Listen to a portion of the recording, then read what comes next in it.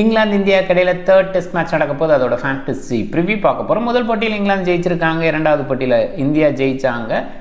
1-1 அப்படின்னு சீரியஸ் லெவலாக இருக்குது. என்ன தான் லெவல் அப்படின்னாலும் இந்தியாவோட பர்ஃபார்மன்ஸ் கண்டிப்பாக இங்கிலாந்தோட பெட்டராக இருக்குது அப்படிங்கிறத பார்க்குறோம். முதல் போட்டியில் சில கேட்ச் ட்ராப்ஸ்னால இந்தியா தோத்தாங்க. அதில் சில தவறுகளும் இருந்தது. இந்தியா பேட்டிங் டாப் ஆர்டரில் நல்லா இருந்தால் கூட பேக் எண்டில் கொஞ்சம் ஸ்கோர் பண்ண தவறுனாங்க. குறிப்பாக டக்குன்னு கொலாப்ஸ் ஆனது, அந்த மாதிரி விஷயங்கள் இந்தியாட்ட இருந்தது முதல் போட்டியில். அதிலிருந்து நிறைய விஷயங்கள் மாற்றி ரெண்டாவது கேமை விளையாண்டாங்க. சொல்லப்போனால் ரெண்டாவது கேம் கம்ப்ளீட் கேமாக இந்தியாவுக்கு அமைஞ்சுது. அதில் வெற்றியும் கிடைச்சது. அதனால் கண்டிப்பாக கான்ஃபிடெண்ட்டாக வருவாங்க.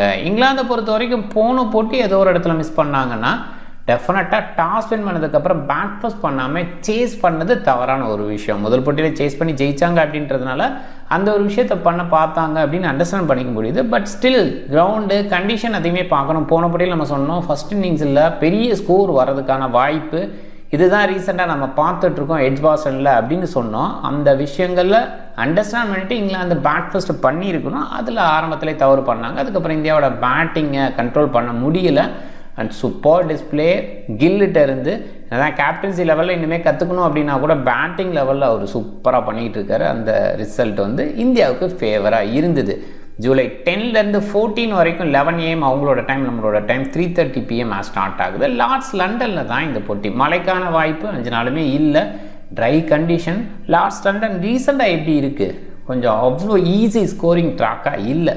குறிப்பாக ஃபஸ்ட் இன்னிங்ஸு செகண்ட் இன்னிங்ஸ்க்குள்ள ஸ்கோர் பண்ணுறது ரொம்ப டஃப். தேர்ட் அண்ட் ஃபோர்த் இன்னிங்ஸில் ஓகேவாக இருக்குது. அதனால் டாஸ்மேன் பண்ணுற கேப்டன் முடிஞ்ச அளவுக்கு அந்த அட்வான்டேஜ் எடுத்துக்கணுங்கிறதுக்காக சேஸ் பண்ண தான் விரும்புவாங்க. இன்றைக்கி போட்டியை பொறுத்த வரைக்கும் ஒரு பாயிண்டில் செகண்ட் இன்னிங்ஸ்கோட ஸ்கோர் தான் நிறைய விஷயங்களை டிசைட் பண்ணுற ஒரு விஷயமா இருக்கும். ஃபஸ்ட் இன்னிங்ஸ் ரொம்பவே டஃப் தான்.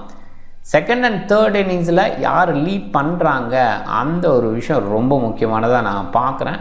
அண்ட் ஒருவேளை செகண்ட் இன்னிங்ஸில் 200 ரேஞ்சிலேருந்து சுருண்டுறாங்க அப்படின்னு சொன்னால் அப்போ டெஃபினட்டாக பேட் ஃபர்ஸ்ட் பண்ணுற டீமுக்கு அட்வான்டேஜாக இருக்கிறதுக்கு வாய்ப்பு.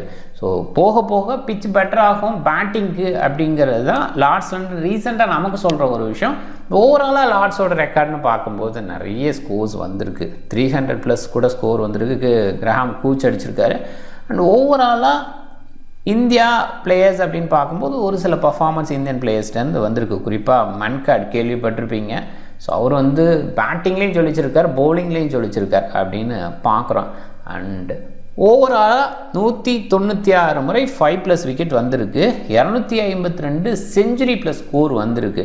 148 போட்டிகள் லார்ட்ஸ் லண்டனில் நிறைய டெஸ்ட் கிரிக்கெட், அதில் 148 போட்டிகள் நடந்திருக்கு அப்படிங்கிறத மைண்ட் பண்ணிக்கோங்க. KL ராகுல் இங்கே செஞ்சுரி அடிச்சிருக்காரு.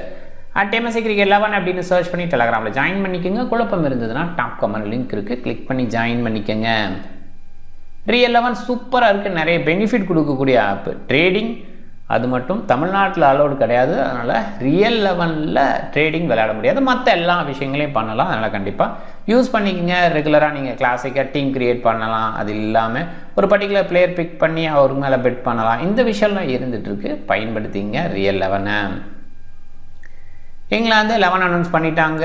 ஆர்ச்சரை உள்ளே கொண்டு வந்திருக்காங்க. ஜோஸ்டங்க்கு பதிலாக. ஜோஸ்டங் நல்ல பவுலிங் கொடுத்தார் முதல் போட்டியில், ரெண்டாவது போட்டியில். பட் அவர் மிஸ் பண்ணது கொஞ்சம் ஹார்ஸ் கால் தான், வேறு வழி இல்லை. ஏன்னா ஓக்ஸு காசு இவங்கெல்லாம் பேட்டிங் பேஸில் டிஸ்பிளே கொடுக்குறாங்க. பேட்டிங் வரை இங்கிலாந்துக்கு இருக்குது. டெஃபினட்டாக டீசன்ட் டீம். பேட்டிங் பேஸில் டெப்த் இருக்கிற டீம் எப்பயுமே இங்கிலாந்து அந்த மாதிரி ஒரு விஷயம். ஆல்ரவுண்டர்ஸ் நிறைய வச்சுருப்பாங்க. குறிப்பாக ஃபாஸ்ட் பவுலிங் ஆல்ரவுண்டர்ஸ் நிறைய டெவலப் பண்ணுவாங்க. அப்படி தான் இந்த டீமை பார்க்குறோம். பட் ஸ்டில் அந்த அதிரடி அப்ரோச் அப்படிங்கிற ஒரு விஷயம் இங்கே சில நேரங்களில் ஒர்க் ஆகாமல் இருக்குது. இங்கிலாந்து கண்டிஷனில் கூட ஓகே, பட் வெளியில் அந்த மாதிரி அதிரடி அப்ரோச், குறிப்பாக இந்தியா மாதிரி கண்டிஷனில் அதிரடி அப்ரோச்சுங்கிறதெல்லாம் ஒர்க்கே ஆகாது. இதனால தான் இங்கிலாந்தை பொறுத்த வரைக்கும் இந்த டாப் டீமாக ஃபினிஷ் பண்ண மாட்டுறாங்க. WTC சர்க்கிள்குள்ளே வர்றதுக்கு கொஞ்சம் கஷ்டப்படுறதுக்கு காரணமே இந்த அதிரடி அப்ரோச் அப்படின்னு தான் நான் சொல்லுவேன். Anyway Jofra Archer extra pace, extra bounce, so இந்த ஒரு விஷயத்தை கொடுக்கக்கூடிய பவுலர் டெஃபினட்டாக டெஸ்ட் கிரிக்கெட்டில் நல்ல பவுலராக நம்ம பார்த்துருக்கோம். அந்த ஒரு விஷயம் ஜோஸ்டங்க்கு ஓவராக எடுக்க வச்சுருக்கு. அண்ட் ஜாக் ரோலி அவ்வளோ கிரேட் அல்ல. டக்கெட்டோட ஃபார்ம் நல்லா இருக்குது. பட் இந்த சீசனில் கொஞ்சம் டவுனாக இருக்கிற ஒரு ஃபீல் தான் இருக்குது. ஒல்லி போப்போ அவ்வளோ கிரேட் அல்ல. ஜோ ரூட் அவ்வளோ கிரேட் அல்ல. ஸோ இவங்கெல்லாம் டவுனாக இருக்காங்க. பட் ஹாரி ப்ரூக் ஒரு சில போட்டிகளில், ஜேமி ஸ்மித் நல்லா விளையாண்டுருக்காரு இது வரைக்கும்.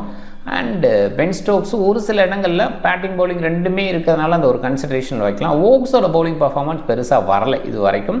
பட் இங்கே இந்தியாவுக்கு எகென்ஸ்டாக ரீசெண்டாக விளையாடும்போது ஒரு மேன் ஆஃப் தி மேட்ச் பர்ஃபார்மன்ஸே கொடுத்தாரு. ஸோ அந்த மாதிரி இடத்துல யோசிக்கும் போது இன்னைக்கு கொஞ்சம் பெட்டராக பண்ணலாம். குறிப்பாக லார்ட்ஸில் ஸ்விங் கிடைக்கும், பேசருக்கு சப்போர்ட் கிடைக்கும் அப்படிங்கிற அந்த இடத்துல கிறிஸ் ஸ்டோக்ஸ் பெஸ்ட் அவுட்புட்டை கொடுக்கலாம். பிரைடன் காஸ் கண்டிப்பாக பேட்டிங் பவுலிங் ரெண்டுமே இருக்குது. அந்த கன்சிடரேஷன் ஜோஃப்ரா ஆர்ச்சர் சொல்லவே தேவையில்லை. இந்த மாதிரி கண்டிஷனில் டெஸ்ட் கிரிக்கெட்லாம் அவரோட பாலு பேஸு பயங்கரமாக இருக்கும். பசீர் ஒரே ஒரு ஸ்பின்னர் கூட வேணா சப்போர்ட்டுக்கு வச்சுக்கலாம். ஜோ ரூட் இருக்கார் அந்த பேஸில். இந்தியா ஜெய்ஸ்வால் ஃபஸ்ட் இன்னிங்ஸில் கொஞ்சம் பெட்டராக விளையாடுற ஃபீல் இந்த சீரியஸ்லேயே நம்ம பார்க்குறோம். கேஎல் ராகுல் செகண்ட் இன்னிங்ஸில் கொஞ்சம் பெட்டராக விளையாடுறத நம்ம பார்க்குறோம். கருண் நாயர் ரீசெண்டாக டொமஸ்டிக் கிரிக்கெட் நல்லா இருந்தது, அந்த பேஸில் தான் அவரை கன்சிடர் பண்ணாங்க, ஓகேன்னு சொல்லலாம். சுப்மன் கில் லீட் பண்ணுறாரு, வேறு லெவலில் பேட்டிங்லேயும் டிஸ்பிளே பண்ணுறாரு. நம்ம அண்டர் ப்ரெஷரில் இருப்பார் டெஸ்ட் கிரிக்கெட்டில் அப்படின்னு யோசித்தோம். ஏற்கனவே நம்ம பார்த்துருக்கோம் குஜராத்துக்கு விளையாடும் போது கூட கேப்டனாக பர்ஃபார்மன்ஸு பயங்கரமாக இருக்கும் பேட்டிங் பேஸில். பட் கேப்டன்சியில் கொஞ்சம் சொதப்பார். அது இங்கே இருக்குது. கேப்டன்சி அப்படிங்கிற வகையில் இன்டர்நேஷ்னல் கிரிக்கெட்டில் இன்னுமே கற்றுக்க வேண்டிய விஷயம் நிறைய இருக்குது. பட் பேட்டிங் டிஸ்பிளே செம்மையாக இருக்குது. நம்மளோட கணிப்பை தவறு அப்படின்னு சொல்கிற அளவுக்கு செம்ம பர்ஃபார்மன்ஸ் போன போட்டியில் கொடுத்தாரு. 200 ஃபஸ்ட் இன்னிங்ஸில் 250+, அதுக்கப்புறம் இவன் சொல்லப்போனால் அதில் 300 அடிச்சிருக்கலாம். அந்த ஒரு விஷயம் இருக்குது. அண்ட் இன்னொரு பக்கம் செகண்ட் இன்னிங்ஸ்லேயும் ஒரு செஞ்சுரி அடிக்கிறாரு. ஓவரால் ரன்ஸில் அந்த லீடில் இருக்கார். அப்படிங்கிற மாதிரி இருக்கிறதுலாம் நிறைய ரெக்கார்ட்ஸ் வைக்கிறதெல்லாம் ரொம்ப சாதாரண ஒரு விஷயம் இல்லை. அதுவுமே ஓவர்சீஸ் மேட்ச்சில் போய் இந்தியன் கண்டிஷனில் இருந்தால் அது கூட ஓகேவா நான் அக்செப்ட் பண்ணிக்கலாம். பட் இங்கிலாந்து மாதிரி ஒரு கண்டிஷனில் போய் விளையாடுறது அவ்வளோ ஈஸி கிடையாது. அந்த இடத்துல சுப்மன் கில் கலக்கிட்டார் அப்படின்னு தான் சொல்லணும். ரிஷப் பண்ட் எப்பயுமே இங்கிலாந்துக்கு எகென்ஸ்டாக பெஸ்ட்டாக பண்ணுவார். அவர் தொடர்ந்து இந்த சீரியஸ்லேயும் ஷோ பண்ணிகிட்டு இருக்காரு. நிதிஷ் ரெட்டி கொஞ்சம் டவுனாக இருக்கார். பெட்டராக அவுட்புட் கொடுக்கக்கூடிய பிளேயர் தான், அதில் டவுட்டே கிடையாது.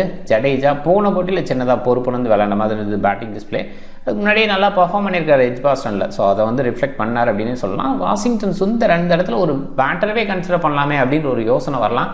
பட் குழப்பிக்க மாட்டாங்கன்னு நினைக்கிறேன். ஏன்னா வாஷிங்டன் சுந்தரை அப்படியே கண்டினியூ பண்ணலாம். தேவைப்பட்டால் ஒரு ஆப்ரேக் ஒரு 2 ஸ்பின் ஆல்ரவுண்டர் அப்படிங்கிற அந்த கன்சிடரேஷனில் வச்சு பார்க்கலாம், நல்லா தான் இருக்கும். Akashdeep definite consideration. போன போட்டியில் இந்தியா ஜெயிச்சதுக்கு முக்கியமான காரணமாக அவரோட போலிங் இருந்தது, பயங்கர கலக்கலாக இருந்தது. ஜஸ்பிரித் பும்ரா இந்த போட்டியில் வருவார் அப்படின்னு கன்ஃபார்ம் பண்ணிட்டார் கில்லு. ஸோ அதனால் அவர் உள்ள வருவார் பாசிபிளாக. கொஞ்சம் டஃப் கால் தான் பிரசித் கிருஷ்ணாவை வெளியில் தள்ளுறது. முதல் போட்டியில் நல்லா பவுலிங் போட்டார். போன போட்டியில் அந்தளவுக்கு எடுபடலைன்னா ஆகாஷ்தீப் அண்ட் சிராஜ் நல்லா பண்ணதுனால நம்ம பிரசித்தை அவ்வளோவா பார்க்க முடியாத மாதிரி இருந்தது. சொல்லப்போனால் இந்த நியூ பால் ஜோஸ் எல்லாம் அவங்க எடுத்துட்டாங்க, கொஞ்சம் லேட்டாக வந்தனால பெருசாக இல்லை.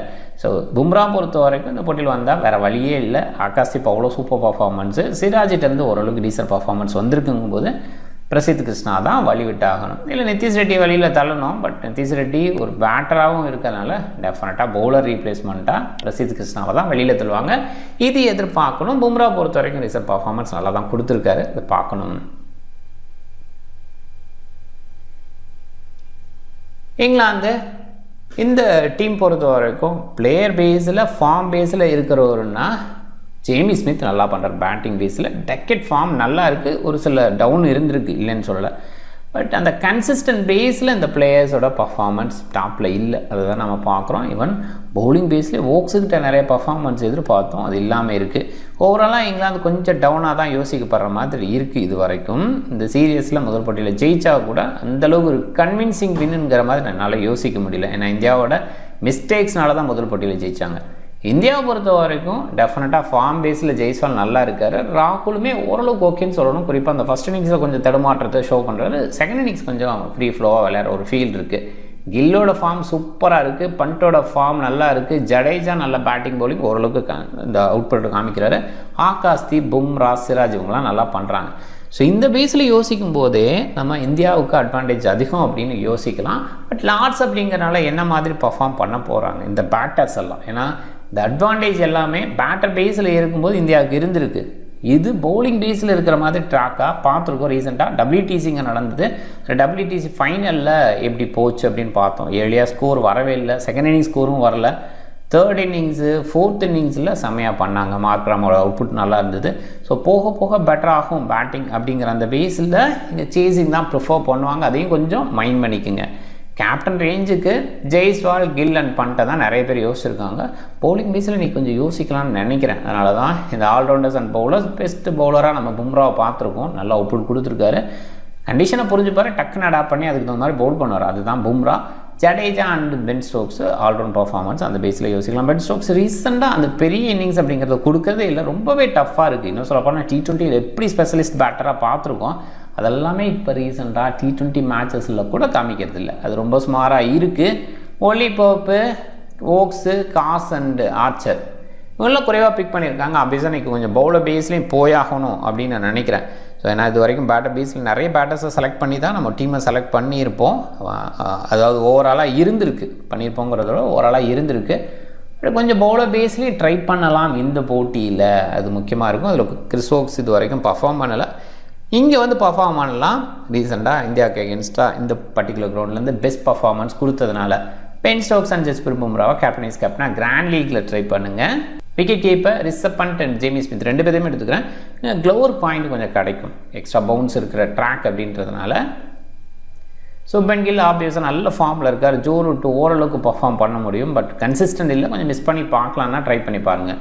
ஜெய்ஸ்வால் டீசெண்டான சாய்ஸு. ஹாரி ப்ரூக்கு குயிக்காக ஆடலாம். இந்த மாதிரி இடத்த கொஞ்சம் குயிக்காக ஆடுறவங்க பெட்டராக இருப்பாங்க. இப்போ இன்னிங்ஸ் பில்டிங் அப்படிங்கிறத விட குயிக்காக ஆடுறவங்க கூட இங்கே பெட்டர் அவுட் கொடுக்க முடியும். ட்ராக் அவ்வளோ ஈஸி கிடையாது அப்படின்றதுனால பென் டெக்கெட்டை ஒரு சில இடங்களில் டெஃபினட்டாக பிக் பண்ணிக்கலாம். ஆல்ரவுண்டரில் வாசி யோசிக்கணும். ஜடேஜா கண்டிப்பாக பிக் பண்ணிக்கலாம். பென் ஸ்டோக்ஸு, பும்ரா இருக்க போகிறாரு. Siraj decent choice. ஆர்ச்சர் அன்றைக்கி பிக் பண்ண நினைக்கிறேன். ஓக்ஸையும் பிக் பண்ணிக்கலாம்னு நினைக்கிறேன். ஸோ பிரைடன் காசு, ஆகாஷ்தீப் செம்ம பர்ஃபார்மன்ஸ் கொடுத்துருக்காரு. பேட்டர் சைடு யாரையாவது மிஸ் பண்ணிவிட்டு இப்போ ரூட் அவ்வளோவா பிரிகேட் இல்லை வந்து நான் வந்து டெக்கெட் அவ்வளோவா இனிஷியலாக பண்ண முடியாது, நல்ல பவுலர், அது குறிப்பாக பும்ரா மாதிரி ஆட்கள் இருக்காங்க அப்படிலாம் யோசிச்சிங்கன்னா ஆகாஷ்தீப் சைடு போகலாம். ஸோ பாருங்கள், ஆகாஷ்தீப் பேட்டிங்கில் வந்தாலும் சின்ன கான்ட்ரிபியூஷன் அவரால் கொடுக்க முடியுது. குயிக்காக அந்த 6 இதில் ஹிட்டிங்லாம் ஒரு 10 பால் பிடிக்கிறாருன்னா அந்த 10 பாலுக்குள்ளே வேல்யூவை கொடுத்துட்டு போகிறார். ஸோ அதையுமே நம்ம யோசிக்க வேண்டியது இருக்குது. சுப்மன் கில் நிறைய பேர் கேப்டனாக ட்ரை பண்ணியிருக்காங்க. அபிஷன் நல்லா பண்ணுறாரு அப்படிங்கிற அந்த பாயிண்டில் வச்சு யோசிக்கலாம். அண்ட் வைஸ் கேப்டனாக பென் ஸ்டோக்ஸ் இன்னைக்கு கொஞ்சம் பென் ஸ்டோக்ஸ் நல்லா பண்ணலாம்னு தோணுது. இல்லை பும்ரா சைடு போகிறதுனால போகலாம். பும்ரா கொஞ்சம் விக்கெட் டேக்கிங் பேஸில் யோசிக்கணும். இல்லை ஆர்ச்சர் யோசிக்கிறீங்களா, பேட்டிங்லேயும் கொஞ்சம் கான்ட்ரிபியூட் பண்ணுவார், இப்படி கொஞ்சம் யோசிக்கலாம். பட் என்னை பொறுத்த வரைக்கும் கொஞ்சம் பவுலர் பேஸில் யோசிக்கணும்னா ஜோஃப்ரா ஆர்ச்சர், கிறிஸ் ஓக்ஸ் இவங்க சைடு யோசிக்கிங்கன்னா பெட்டராக கூட இருக்கும் இந்த மேட்ச் பொறுத்தவரை.